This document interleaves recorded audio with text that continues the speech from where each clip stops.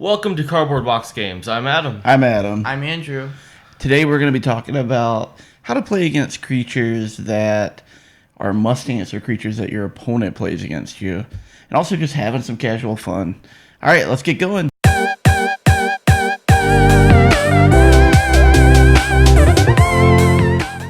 right, welcome back to Cardboard Box Games. Now, you may notice that we're all a little bit redder than normal, especially Adam over here. He definitely got a sunburn yesterday. We were out hanging out on the ocean and swimming and boating and stuff like that. So, yeah, so if he's not moving very good, that's the reason why. You and I, you got burned a little bit, but not too bad. Yeah. And I don't burn very easily, but my nose, I think, is a little crispy, so I might look a little redder than normal. So, yeah, you don't have to adjust your color if you're watching on video. All right, so we were thinking about the best way to do this today. And, you know, we played in a tournament yesterday. Yes, it was yesterday. And, no, Saturday. Saturday, yeah. So 2 days ago. And I think there's a good example based on that tournament about must answer creatures. So I want to start off with Streak. Okay? Streak is the one that when he's not on a flank, you draw one less card. Basically, slightly worse Succubus in that regard, but he has Elusive, which makes him slightly better than Succubus. Okay, so one of the guys' decks had three of them. A friend of mine actually had three of them in their deck. And I saw some people just leave them be the entire tournament. And we're drawing like three cards. He had all three in the play at one point, so they were drawing three cards a turn. Pretty ridiculous. So on a scale from 1 to 5, 1 being never going to mess with it, not a big deal, you know, probably the lowest must answer creature. Like it's not even a must answer creature, right? So 3 is like a little annoying. I probably need to deal with it. 5 is I need to do everything possible. Everything absolutely possible. Even if it means me like doing a suboptimal turn to take care of that. All right, so what we're going to do is we're going to put our hands out and we're all going to put a number and then we're going to talk about the number that we were thinking. All right, 1, 2, 3. So I had a 3. What'd you have, Adam? I have a 3 also. 3. Okay, so we all think Streak is sort of in the middle for must answer creature. But it also depends, because if you have chains on you and Streak is there, then it's really bad to leave Streak on the board, because you'll be drawing 4 cards. Yeah, definitely. And I think it gets a little different when he has all 3 of them on the board, too. Yeah. Of course. So I'm not the type of player where I'll do anything necessary to deal with Streak. Like, I won't call a suboptimal turn, but I will value it a little bit. So I will do a reasonable turn to kill Streak. And so I think what I did once was I ended up life for lifing one of my, creatures that I really didn't want to kill, but I thought it was valuable enough to just take out Streak, because over time Streak's value was going to hit me and I didn't see another answer coming up. And I ended up destroying all 3 of his at different times. So I didn't let him have them for very long at all. And I guess my deck that I had was pretty atrocious, so dealing with stuff was hard. And I guess maybe like in my mind, I knew I needed to draw every card possible. So I needed to make sure in that situation that I needed to take care of Streak. All right. You guys have anything else about Streak before we go on to another one? Nope. All right. So we're going to do another one that's a little bit different. Rock Hurling Giant. So Rock Hurling Giant is when you discard a Broadmoor card. Then it can deal 4 damage to another creature. Yes. I actually really like Rock Hurling Giant. All right. Let's see where you are. 1, 2, 3. So Adam put a 4, Andrew put a 4, I put a 1. Why do you guys value that so highly? I like playing decks that have low-powered creatures with elusive, like Shadow and Disc creatures sometimes. And whenever someone plays Rock Hurling Giant, they kill my guys so easily. They can pick them off with like... Powerful. Yeah, that's true. And sometimes multiple in a turn. Yeah. What about you, Andrew? Why'd you do a 4? Well, it's really powerful. It can kill creatures easily. And this one time, my opponent just played that card and discarded 4 Bronnar cards and it swiped the board, and it was just awful for me. So I try everything. Pretty much, it's really good, and I try to kill it when I can. It's not a 5 though, but it's somewhere really high up there. Well, yeah, see, I completely disagree. I think it's a low value card. It's interesting to me. And the reason for that is there's only 12 they have to call Brobnar to get use out of it. Where Streak is just always active. And Brobnar, there's only 12 cards, and one of them is Rock Hurling Giant. So they can't, and they probably have already played some. So they're not going to want to discard every one of them. I figure they maybe get 2 or 3 activations off of it, and that's kind of it. I think it is. Maybe I could go up to 2. Maybe I think I could go up to, because you make a good point, Adam, where you've got some cards that you just don't want to have killed, and it's a way to protect them. But that's interesting to me. All right, so here's another one. Professor Sutterskin in Logos. You draw a card for each friendly Logos creature, including himself. All right, where do you guys put him? 1, 2, 3. So we're Adam's a 5. I am a 4. Andrew, you're a 4. So we value him really highly. And again, this depends on the deck. Because I had Professor Sutterkin. I had 2 Professor Sutterkins in a deck with 3 Logos creatures. But people wouldn't typically play those in a tournament. It just was unfortunately the sealed deck that I ended up getting. That was really bad. But yeah, I value him incredibly high. Do you have anything on that, Andrew, for like why you value him so high? It's very powerful. You can get through your deck easily with that guy. Yeah, because you can literally just keep calling Logos forever. And in the lucky case where you do have 2 on the board, and both of those 2 actually have a decent amount of creatures with them, like 4 or 5, you can just draw so many cards. And they're also extremely powerful against, well, most of my decks, because my decks are usually controlling decks, but then when they start reaping a lot and drawing so many cards, they can actually mess with my creatures a lot. They outvalue because they can play a lot more creatures than you can. And then they could use like Helper Bot if they have it in the deck and possibly forge a key right away. All right. I agree. I think we all think Professor Sutterskin is really good. What about Ambershine Mongrel, who has I'm trying to remember, but he has an ability where whenever you reap, the opponent gains 1. Yep. So actually, it's the other way around, right? So yeah, it's the other way around. If you have Amber Spine Mongrel on your side, if the opponent reaps, then you gain an Amber. Exactly. Also. Yep. And he also has Hazardous 3 and Assault 3. That's a different guy. I think he has only one of those. Only has Hazardous. Okay. Yeah. So anyway, let's see where we rate him. 1, 2, 3. So I'm a 4, Andrew's a 5, and Adam, you're a 4? Yes.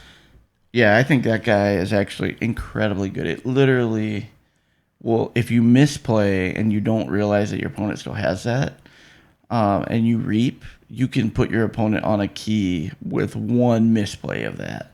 Because there's been times where I've had like my opponent, I've had that card in play. My opponent was like, okay, I'm going to reap one time. I'm like, okay, so I get an Amber, and that put me on 6. And they're like, oh, well, I guess, can I undo that? You know? So in a tournament setting, like you have to, it's really an interesting card because it can kill 6-powered creatures. And if it gets attacked with a 5-power creature, it survives, which is insane. Because, or actually, no, it doesn't survive. So you need a 6-power creature to actually kill it, and you have to attack it with at least a creature that's higher, 4 power or higher. So you just end up taking a ton of damage. So their 5-power creature would die against yours. Their 6-power creature would die, and it gets you extra Amber. It's interesting. You guys got anything else on that one? Really good card. Really good card? Yeah. What about Collector Worm? We've talked about this one in the last one. If someone plays a Collector Worm, how high are you valuing Collector Worm? 1, 2, 3. All right, so I went with a 2, Adam, what did you go with? I went with 5. Andrew. 5. All right, Andrew, why'd you go with a 5? Well, if you got a good Mars stack with a collector worm, you can have full board control with Mars. If you have like one collector worm, fight, archive, fight, archive. Like one game I was able to archive 9 of my opponent's creatures with collector worm, and that's insane. It's great, very powerful. Yeah, and I guess for me, yeah, collector room can be slightly annoying, but I don't know. I guess I'm a little bit. To me, I don't know if it's like the. If I think about the order of things, like I don't think I need to deal with collector worm before like a streak, which is why I put it at a 2. Oh, you do make a good point. Yeah. So I'm trying to put it in relation to other things. So collector worm, I'm okay if my opponent just wants to keep picking off my creatures. And now, I mean, they're limited from being able to pull their archives because if they pull a bunch, I mean, yeah, I do lose some good creatures, and that really does stink. I'm not gonna lie, but I guess in my mind, maybe I'm undervaluing collector worm. I don't think it's higher than a 3 though. In the way I play the game, I'm not saying you guys are wrong. I'm just saying like I play with a different. I think I have to agree with you. I didn't really add in any other creatures. I think I might just bring it down to a 4. Not a 5, because I don't have like that creature being alive won't like mess with me too much. That will cost me the game, You lose one creature a turn, and and they have to call Mars. they do, yeah. Yeah. And what I found is like sometimes I just pick off the other Mars creatures so I make it less like I don't want them to call Mars. Or if they do call Mars, like I want to make it painful for them, so I just pick off their other Mars creatures. That's sort of my idea there. Anyway, now these are some cards that I think are, in my opinion, like some of the hardest to play against. So we're gonna start with Sir Meros. Sir Meros is the card that anytime your opponent reaps, Sir Meros captures that amber from the reaping. All right, where do you guys put Sir Meros? 1, 2, 3. So we got 2 4s and a 5. And so basically we rate that really high. And honestly, it might be a 5, but I don't know for sure because Sir Meros can like shut you down hard. I guess, what are your thoughts on that one, Adam? I have a couple decks that have like barely any amber control at all and raw amber. So then I really value my creatures reaping. So when I do have that, I have to kill Sir Meros so I can actually forge my keys. And that 2 armor he has is pretty brutal, actually. It is, yeah. And when they put him by a taunt guy, Sir Meros can be just super painful to play against. What do you think of Sir Meros? It's pretty good. Most decks nowadays debate mostly on creatures and reaping, so it's really good to have that. It is, seems, I mean, especially with Age of Ascension, it seems to me that reaping is much more important than in Call of the Archons. It's hard to say for sure, though, but I will tell you that I've been shut down by Sir Meros hard. And then what I start doing is okay, Sir Meros is going to be my bank. So I'm just going to put a bunch of amber on him, and then I hopefully have a way to kill him later on in my deck. But it sure can slow you down. All right, here's another one. Barrister Joya. Enemy creatures can't reap. 5 power, 1 armor. I'm pretty sure that guy has. Just the meanest guy. And in the very first like Age of Ascension tournament I played in, my opponent had it, and all my creatures were these little dinky, wimpy things, and I just could not kill it. And it just locked me out of the game so hard. All right, so where do we put this guy? 1, 2, 3. I'm a 5 on this one. Adam? A 5. Andrew? 4. 4. And again, I think it depends on your deck. But in my case, like, most of my decks rely on having some creatures reap to get some amber. And Barrister Joya, and some of them have reap abilities. I went with the 5 because I feel like with Barrister Joya, if you get that down early and your opponent never deals with it, you literally can't win the game. Like, you just cannot win the game with Barrister Joya on the opponent's side if you can never gain amber from your creatures reaping. Why are you a 4, Andrew? Well, there are some decks where you don't have that many creatures to reap with. So situationally. if you have like lots of creatures, then sure, a 5. But most like some decks don't have that much, and most of my decks don't really have that many creatures. So that's why I'm just gonna say 4 for him. Yeah, that's interesting. And Adam, where are you at? You're on a 5. I'm on a 5, yeah. What's your reason for a 5? Having that guy's super annoying because then I actually have to kill that creature, and since it's in Sanctum, there's a good chance it's by a taunt guy, and it just hurts like trying to kill their 5 power creatures with armors on them. And usually, like you said, like our creatures are usually small creatures, and it's really hard to like kill those guys. The houses I play typically have. I love Brobnar in this new set, though. I'm not gonna lie. I really have some fun Brobnar decks that I play with, and Sanctum decks. But a lot of the decks I've been opening lately in sealed tournaments have just been little dinky things. And I know when that guy goes down, I'm in trouble because I need to reap with my guys. I want it to be like one of the things I look for now in my deck is like, okay, if they have a Serm Arrows or Barristan Joya, how do I deal with it? And I think that to me is what defines a 5. Like I think a Barrister Joya, like you literally locked out. Serm Arrows, you can at least get your Amber back one day. Anyway, that's sort of my thought. All right, so Mind Warper in Mars. Actually, one of my favorite Mars creatures, and I know it's not that super strong, but it's one of my favorite. How must deal with is that for you guys? 1, 2, 3. I put a 2. What'd you put? I put a 2. Andrew? 3. 3. So we're all in agreement there. Now I'm not gonna lie. In the sealed tournament, I had two Mars firsts. My deck was horrible, but I had 11 creatures in my deck or something like that, and one of them was a Mind Warper. And I was able to Mars first him on a turn. He came in ready. I used his action to make my opponent capture one of his own Amber. Mars first him, made him capture another Amber. Mars first him again to make him capture another Amber. And then I killed the creature. So it's a very slow way to steal, but it also stopped my opponent from forging. And I don't know. I have a soft spot for Mind Warper. Fun card. Definitely a little annoying to play against. But I don't think it's anything that you need to like go above and beyond out of your way to actually kill in my mind. The only reason it's higher than a 1 is a 1 would say like does nothing to you for being out. And Mind Warper can slow you down by making you capture one of your own Amber. And that's sort of like the reason that I went from a 2 to a 2 on that one. Thoughts on that one? When he is out, it's kind of annoying. It's like delayed steal if they can actually kill the creature.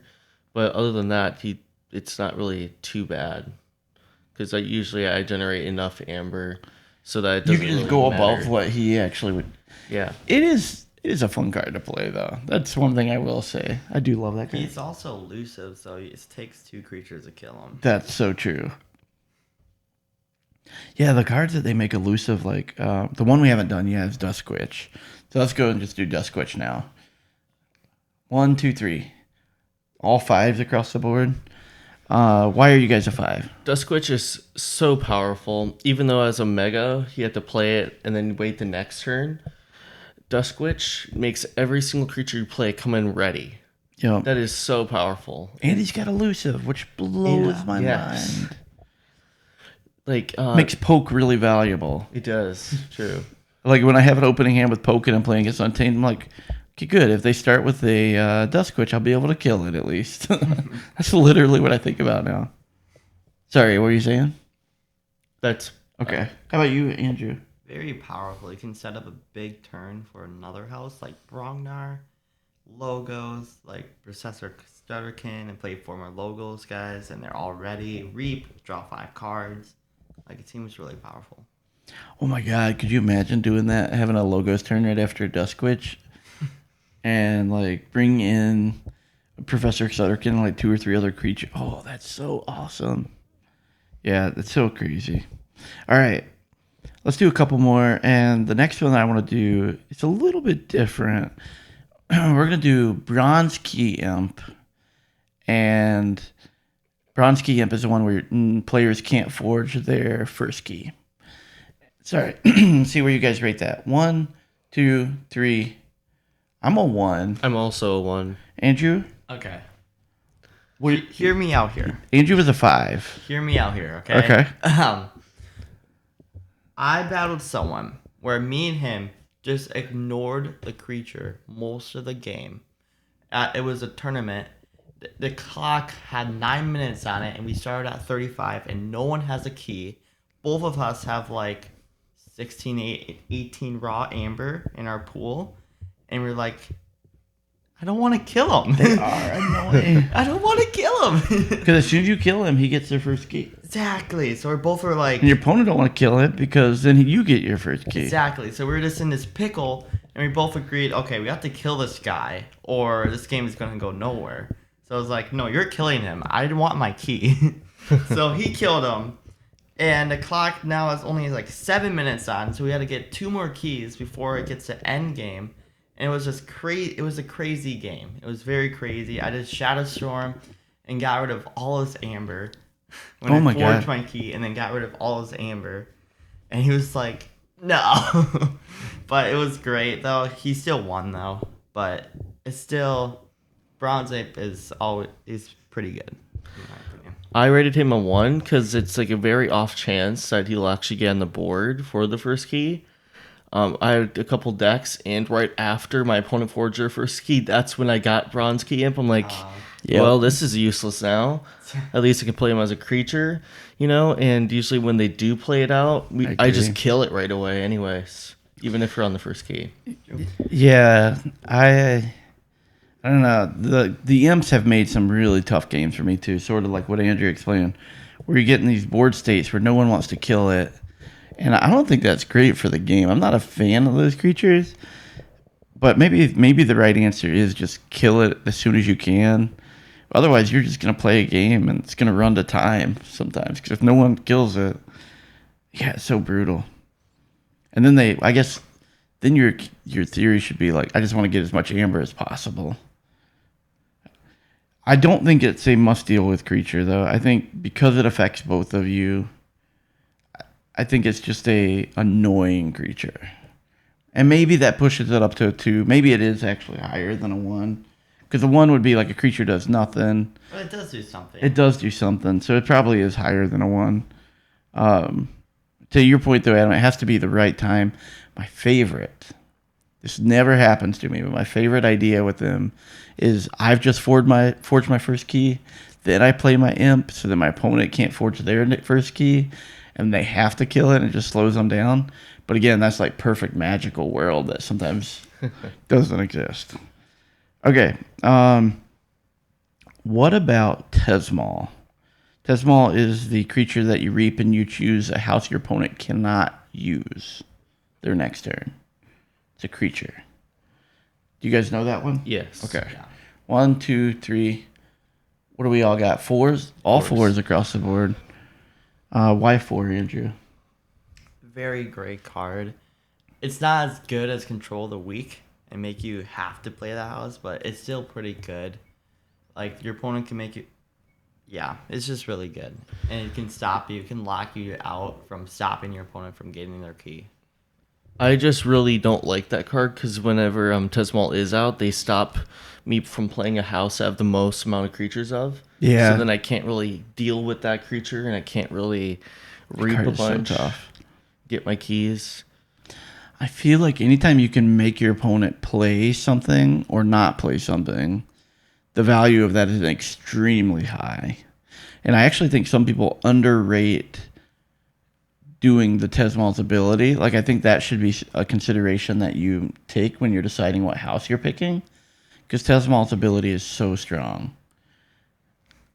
Honestly, I think it's a strong 4, and if I could go as far as saying like it may be on the border of like a 5, because it is crazy good. Crazy good. We'll do one more card because I wanted to see what you guys think about this one. But Gamgee. Reap, if your opponent has more amber than you, steal 1. 2 power, elusive, I believe, if I'm going by memory on that one. Gamgee is a shadow creature. All right, ready? 1, 2, 3. What? Really? I put a 2. I put a 2. Would you put, Andrew? It's like a 5. He can do so much damage. It's so conditional, but Yeah, see, he only steals if he has more amber. If you have more, if you have more amber than the opponent, is what I'm trying to say. He only steals Yeah, if the I know opponent that, has more but still, he's amber. pretty good. But most of the time, I never get him to fire off. For me, anyways, personally. I know. I wish it was just Reap Steel once. And when I do get it to pull off, I do gain 2 amber, so that's pretty nice. But it's not all the time. It has been good for me, though. I'm not going to lie. I have gotten 2 amber from him before and stole 1. But there's been times where I'm like, okay, too much to protect. Do this. And then I Reap with Gamgee, and I'm like, oh, yeah, now I have more amber. So I can't do that. And no order that I could think of would actually make that trigger off. So there are times that like I can't get the steal to active, but honestly, cards can't be perfect. He's a card that you need to deal with to a certain degree, but I don't think he's a super strong card because it's not a guarantee. I'll just put a 3 for him then. You're dropping your rating? Yeah. So you were what were you? You were 5 and then you went down to 3? Yeah. Yeah, I think. I mean, every time I played against him, it's just gone bad, and my opponent just steals so much. I mean, Steal. Yeah, I mean he is a good card, and I could see it actually being a 3 potentially. I think the difference between the 2 and 3 is pretty minimal, so I think a 3 is possible for him. All right, that's pretty much all. Like I think it was pretty fun. Do you guys have anything else to close out this week's video? That's really it. Podcast. Anyway, guys, I hope you guys are enjoying these. Please give us feedback below, both good and positive, of course, but good and bad feedback. We really appreciate anything that we can do to improve. We're trying to tune our audio. Like last time, Adam's audio was pretty quiet for him. Hopefully, we've corrected that. Until next time. Oh, before you do that, guys, please subscribe and like. And we'll see you guys next week. Keep gaming, guys. Keep gaming. Bye.